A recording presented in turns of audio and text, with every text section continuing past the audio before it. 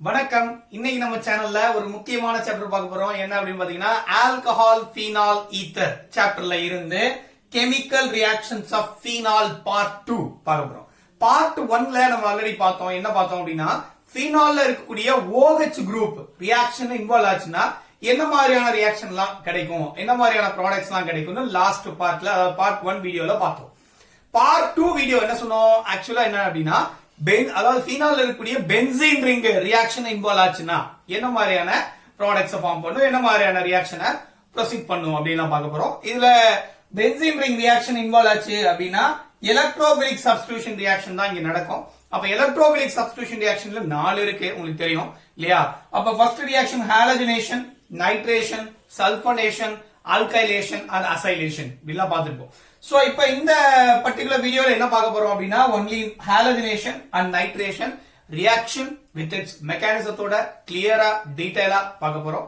So இது வரைக்கும் நம்ம சேனல் சப்ஸ்கிரைப் பண்ணாதவங்க மறக்காம சேனல் சப்ஸ்கிரைப் பண்ணிக்கோங்க. கூடவே பக்கத்துல இருக்கிற பெல் ஐகானை கிளிக் பண்ணிட்டு ஆல் நோட்டிபிகேஷனை ஃபிக்ஸ் பண்ணி வச்சிருங்க. அப்பதான் எப்பலாம் நம்ம வீடியோ போடுறோமோ நோட்டிபிகேஷன் வந்துடும். வாங்க வீடியோக்குள்ள போலாம். Electrophilic substitution reaction. ஏன் ஃபீனால்ல எலக்ட்ரோபிலிக் சப்ஸ்டிடியூஷன் ரியாக்ஷன் நடக்குது அப்படின்னு பார்க்கலாம். ஃபர்ஸ்ட் ஆக்சுவலா ஃபீனால் இதுதானே, இதான் ஃபீனால் இல்லையா? சோ பென்சீன் ரிங் எடுத்திருக்கோம். உள்ள வந்து இங்க ஒரு O, இங்க ஒரு H இருக்கு. இதான் ஃபீனால்.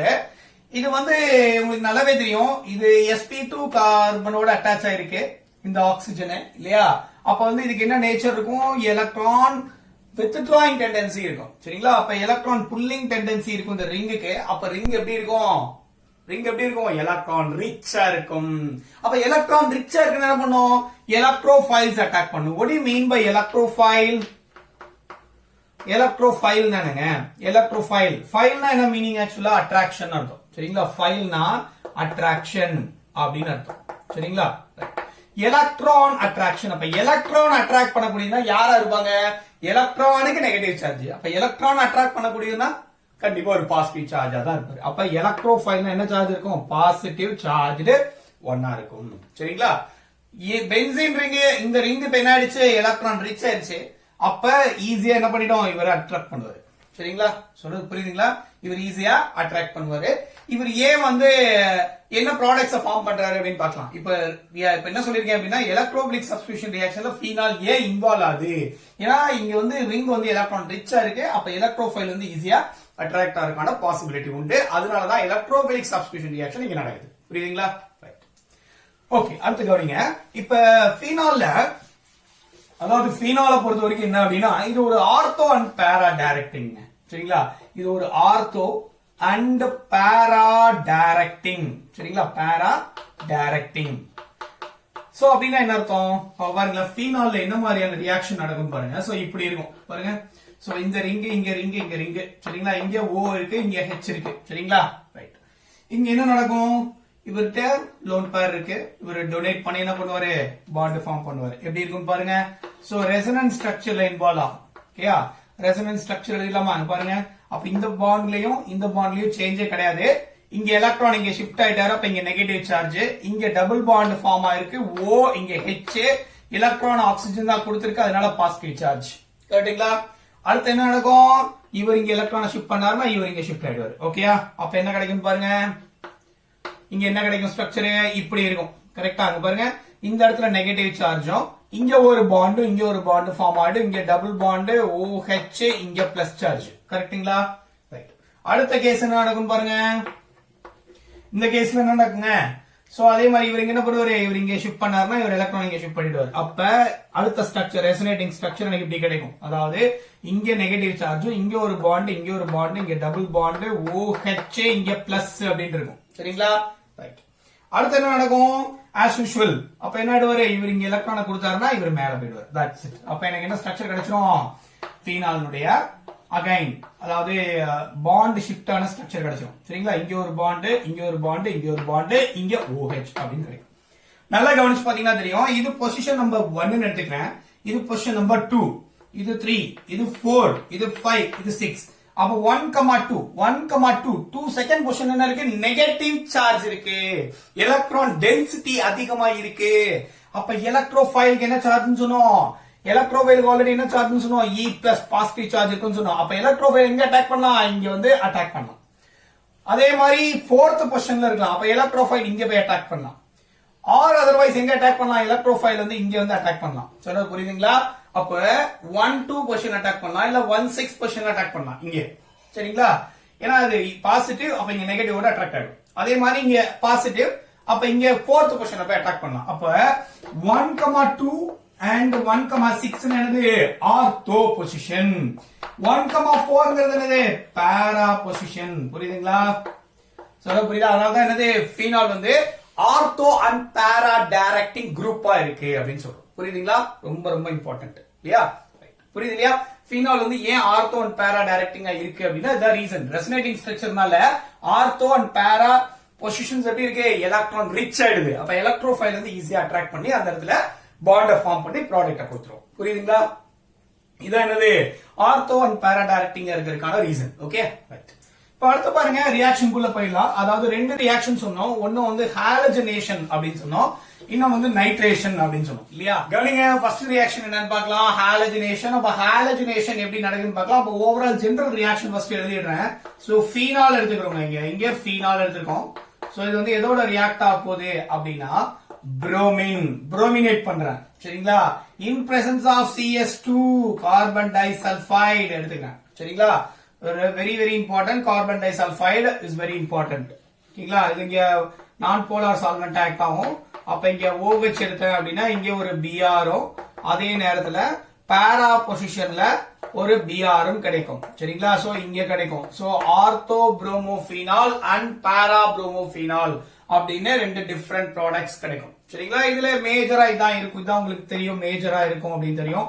ஏன் மேஜரா இருக்கும்? பிகாஸ் பிளேன் ஆஃப் சிமெட்ரி இருக்கு. அதே நேரத்துல இந்த OH மேலயும் நெகட்டிவ் சார்ஜா இருக்கும், Br மேலயும் நெகட்டிவ் சார்ஜா இருக்கும், ஸ்லைட் நெகட்டிவ் சார்ஜஸ். அப்ப இங்க ரிப்பல்ஷன் இருக்கிறதுக்கான பாசிபிலிட்டி ஆர்த்தோ ஐசோமர்ல, சோ பாரா ஐசோமர்ல, அதனால அது மேஜராவும் இது மைனராவும் இருக்கு. அப்ப ரெண்டு ரீசன், பக்கத்துல இருந்தா ரிப்பல்ஷன் இருக்கும், அதனால இது கொஞ்சம் லெஸ் ஸ்டேபிள், பட் இது more stable due to plane of symmetry also. சரிங்களா? சோ அந்த மாதிரி ரெண்டு ரீசன் இருக்கிறதுனால பாரா ப்ராடக்ட்ஸ் தான் மேஜர் ப்ராடக்ட்ஸா இருக்கும் அப்படின்னு சொல்றாங்க. சரியா? அப்ப ரியாக்ஷனுடைய மெக்கானிசம் பார்ப்போம் ஃபர்ஸ்ட் ஆஃப் ஆல். சோ ரியாக்ஷனுடைய மெக்கானிசம் பார்ப்போம். இங்க பாருங்க,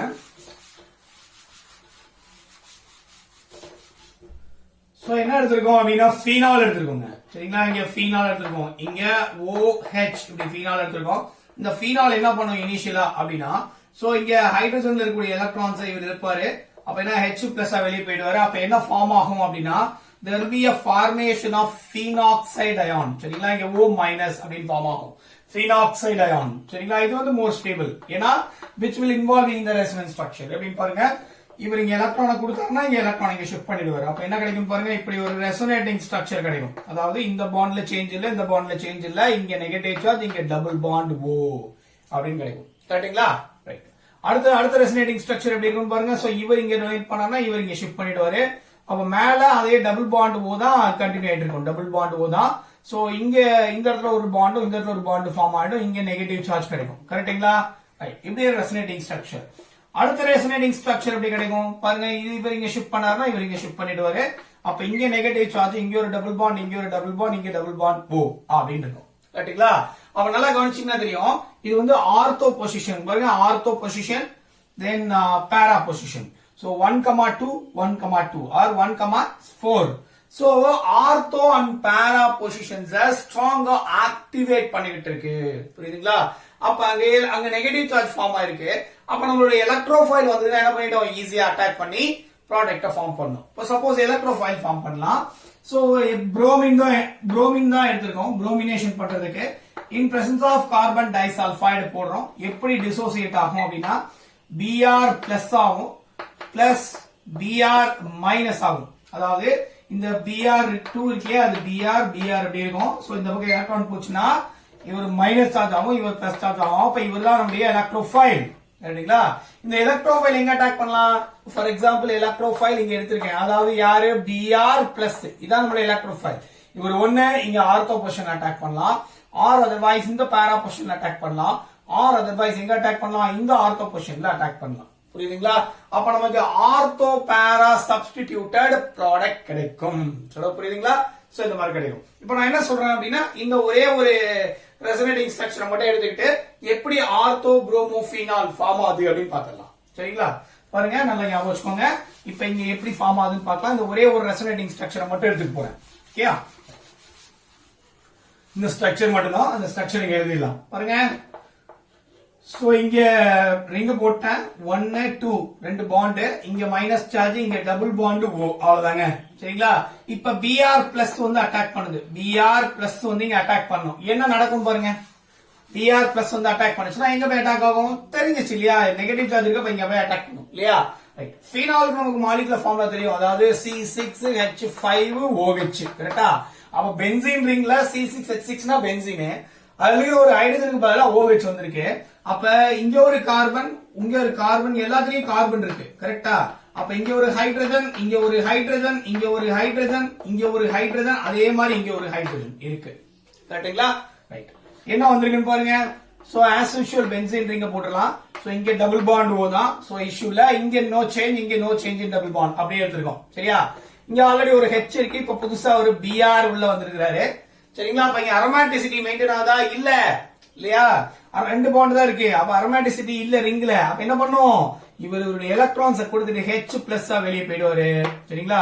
வெளியே போனாருன்னா இங்க என்ன ஆயிடும்? டபுள் பாண்ட் ஃபார்ம் ஆயிடும். நல்லா கவனிங்க, என்ன ஃபார்ம் ஆயிடும்? Double bond. அதாவது இங்க ஒரு டபுள் பாண்ட், இங்க ஒரு டபுள் பாண்ட், இங்க ஒரு டபுள் பாண்ட் ஃபார்ம் ஆயிடுச்சு. அப்ப இங்க என்ன இருக்கு? டபுள் பாண்ட் ஓவா. அப்ப இந்த இங்க டபுள் பாண்ட் ஃபார்ம் பண்ணுச்சுன்னா இங்க ஷிஃப்ட் பண்ணிட்டு வர எலக்ட்ரான். அப்ப என்ன கிடைக்கும்? இங்க கவனிங்க, இங்க ஒரு சிங்கிள் பாண்ட் O மைனஸ் அப்படின்னு கிடைக்கும். அவ்வளவுதானே. சோ இப்ப என்ன பண்ண போறீங்க?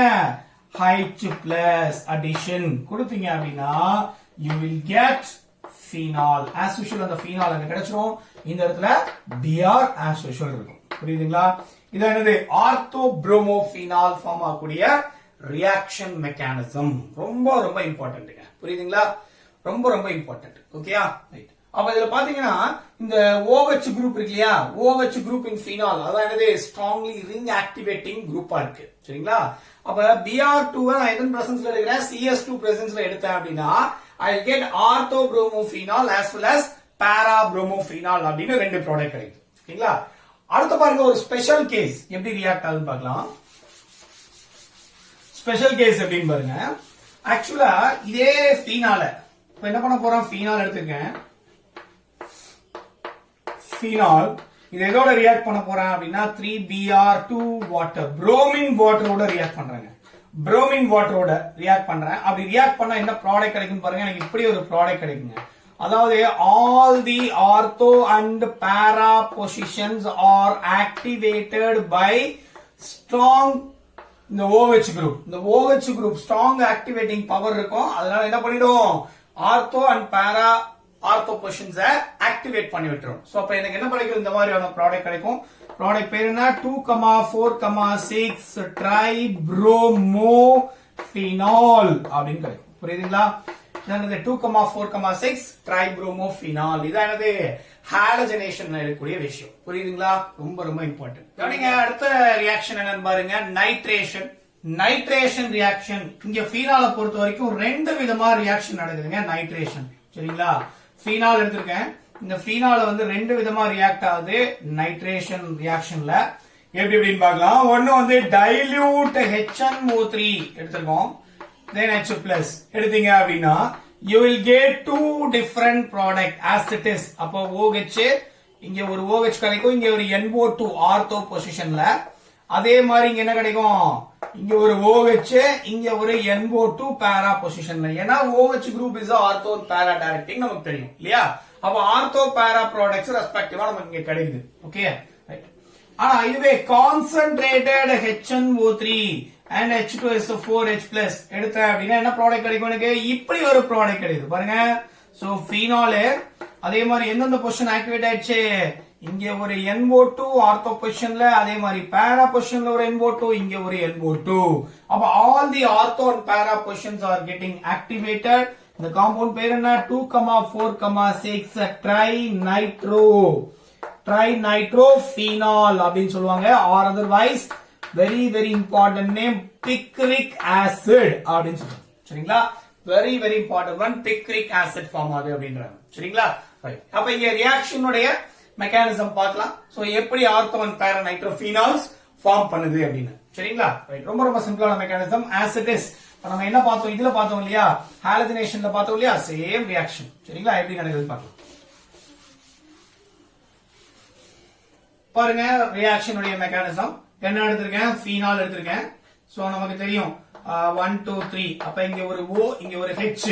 அப்ப ஹைட்ரஜன் என்ன பண்ணும், வெளியே போயிட்டு H பிளஸ் வெளியே போயிட்டு இங்க எலக்ட்ரானை கொடுத்துரும். எலக்ட்ரானை கொடுத்துச்சுன்னா என்ன ஆயிடும், சோ இவர் மைனஸ் ஆயிடுவாரு. அப்ப இவர் என்ன பண்ணுவாரு, எலக்ட்ரானை இங்க ஷிஃப்ட் பண்ணுவார். அப்ப என்ன ரெசனேட்டிங் ஸ்ட்ரக்சர் கிடைக்கும், எனக்கு இப்படி கிடைக்கும் இல்லையா, ரெசனேட்டிங் ஸ்ட்ரக்சர் எனக்கு இப்படி கிடைக்கும். அதாவது இந்த பாண்ட்ல நோ சேஞ்ச், இந்த பாண்ட்ல நோ சேஞ்ச்.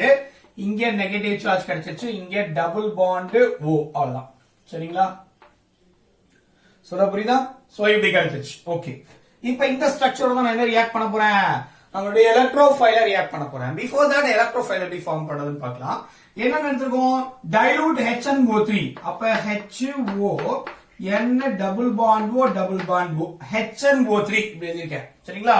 இதோட எதை ரியாக்ட் பண்ணிருக்காங்க, H பிளஸ் அதாவது H2SO4 எடுத்திருக்கோம். கரெக்டா? அப்ப என்ன பண்ணுவாரு, இங்க இருக்கக்கூடிய லோன் பேர் ஆக்சிஜன் டொனேட் பண்ணி என்ன பண்ணும், பாண்ட் ஃபார்ம் பண்ணும். எப்படி ஃபார்ம் பண்ணுன்னு பாருங்க. இங்க ஆல்ரெடி ஒரு OH இருக்குது, புதுசா ஒரு ஹைட்ரஜன் வந்துருக்காரு. ஆக்சிஜன் தான் எலக்ட்ரானை கொடுத்திருக்காரு, அதனால இவர் மேல என்ன சார்ஜ் வந்துரும், பாசிட்டிவ் சார்ஜ் வந்துரும். ரிமைனிங் என்ன இருக்கு அப்படியே எழுதலாம், N டபுள் பாண்ட் O, இங்க டபுள் பாண்ட் O. அவ்வளவுதாங்க. சரிங்களா? ஆக்சிஜனே ஹைலி எலக்ட்ரோநெகட்டிவ், அவர் மேல ஒரு பாசிட்டிவ் சார்ஜ் இருக்கு. அப்ப இன்னும் ஹைலி எலக்ட்ரோநெகட்டிவா இருக்கும், நிறைய எலக்ட்ரான்ஸ் தேவைப்படும். என்ன பண்ணும், இங்க இருந்து bond electrons it can pulls, இது புல் பண்ணி எடுத்துக்கும். அப்ப எடுத்துச்சுன்னா நைட்ரஜனுக்கு பாசிட்டிவ் சார்ஜ் கிடைச்சிரும். கரெக்டா? அப்ப இது என்ன ஆயிடுவாரு, நியூட்ரல் வாட்டரா வெளியே போயிடுவாங்க.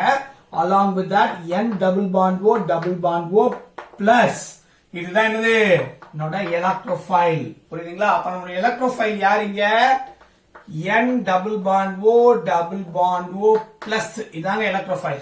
கரெக்ட்டுங்களா? நமக்கு தெரியும் ஆல் த பொசிஷன்ஸ்ல இங்க என்ன இருக்காரு, ஆல்ரெடி ஒரு ஹைட்ரஜன் இருக்கிறாரு. கரெக்டா? உங்களுக்கு தெரியும் இல்லையா, ஏன்னா C6H6 C6H5OH அதான் ஃபார்முலா இல்லையா. அப்ப எல்லா பொசிஷன்லயும் ஒரு ஹைட்ரஜன் இருக்காரு. அப்ப இங்க நெகட்டிவ் சார்ஜ் இருக்கு, அப்ப இந்த பாசிட்டிவ் சார்ஜ் வந்து இங்க அப்ரோச் பண்ணுவாரு. அப்ரோச் பண்ணாருன்னா என்ன கிடைக்கும் பாருங்க, என்ன கிடைக்கும் பாருங்க.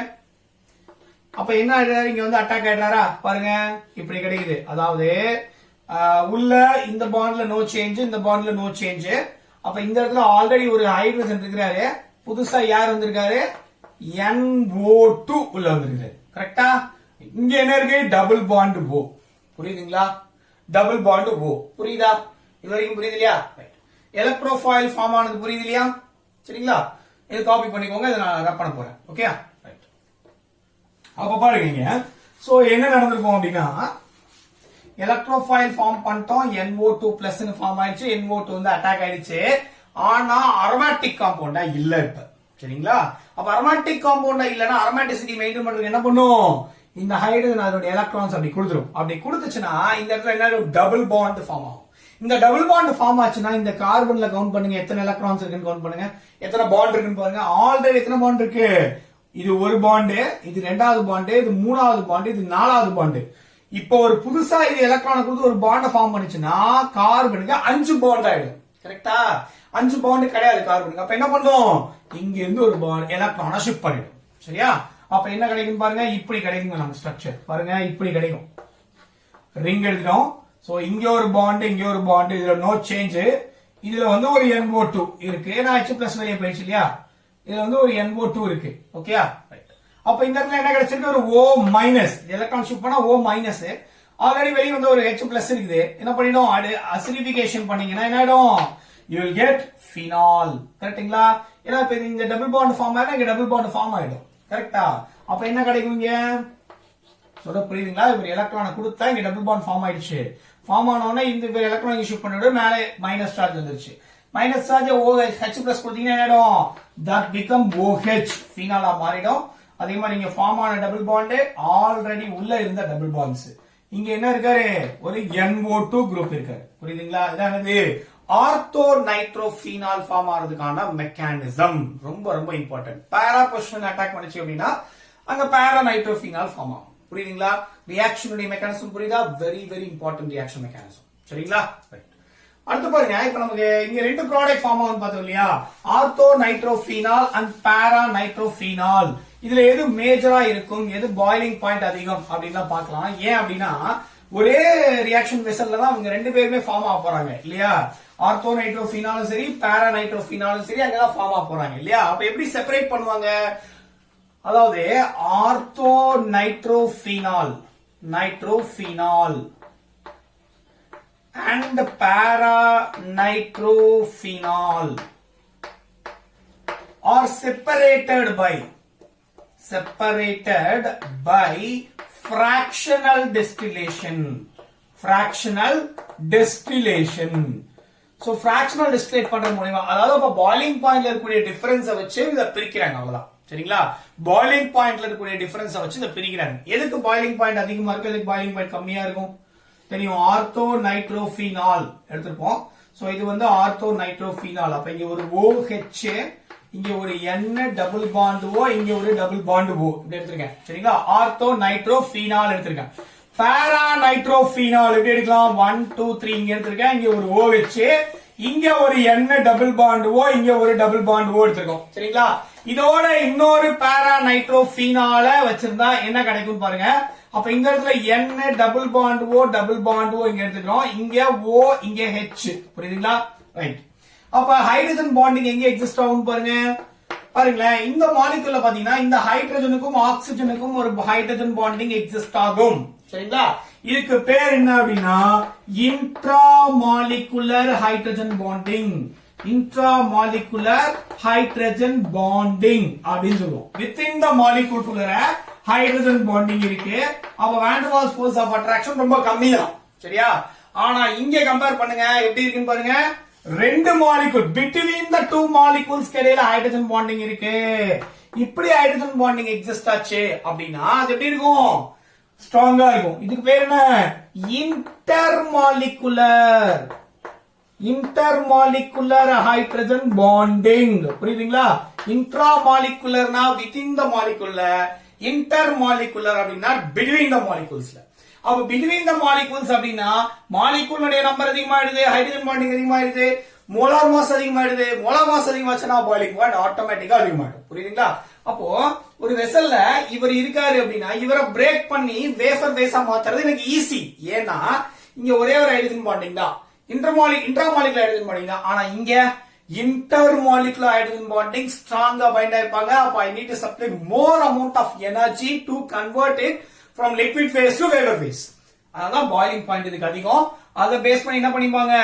இத பிரிச்சு எடுத்துருவாங்க. சரிங்களா? ஃபிராக்ஷனல் டிஸ்டிலேஷன் மூலமா ஹையர் பாயிலிங் பாயிண்ட் இருக்கிறது அங்கேயே தங்கிடும், லோயர் பாயிலிங் பாயிண்ட் இருக்கிறது அடுத்ததுக்கு ஷிஃப்ட் பண்ணிடுவாங்க. சரிங்களா? ரைட். சொல்ல புரியுதா? இதான் என்னது நைட்ரேஷன்ல இருக்கக்கூடிய இம்பார்ட்டன்ட் விஷயம். Okay right. இது போக ஒரு ஸ்பெஷல் கேஸ் இருக்கு. என்னன்னு பார்க்கலாம் பாருங்க. இது போக ஒரு ஸ்பெஷல் கேஸ் இருக்கு நைட்ரேஷன்ல. ஆக்சுவலா நைட்ரேஷன்ல அதாவது ஃபீனால்ல இருக்கக்கூடிய OH குரூப் வந்து ஸ்ட்ராங்லி ரிங் ஆக்டிவேட்டர் இல்லையா? அப்ப என்ன பண்ணும் அப்படின்னு பாருங்க. சோ இப்படி பண்ணும். அதாவது இங்க ஒரு ஃபீனால் எடுத்துக்கோம், இத வந்து நைட்ரேஷன் பண்றோம். in presence of எங்க concentrated HNO3 and concentrated H2SO4 என்ன ப்ராடக்ட் இங்க ஃபார்ம் ஆகும் நம்ம ஏற்கனவே பார்த்தோம். சோ இப்படி ஒரு ப்ராடக்ட் ஃபார்ம் ஆகும். அதாவது OH. சரிங்களா? அதே மாதிரி ஆர்த்தோ பொசிஷன்ல ஒரு NO2, பாரா பொசிஷன்ல ஒரு NO2, இன்னொரு ஆர்த்தோ பொசிஷன் இருக்கு அங்க ஒரு NO2.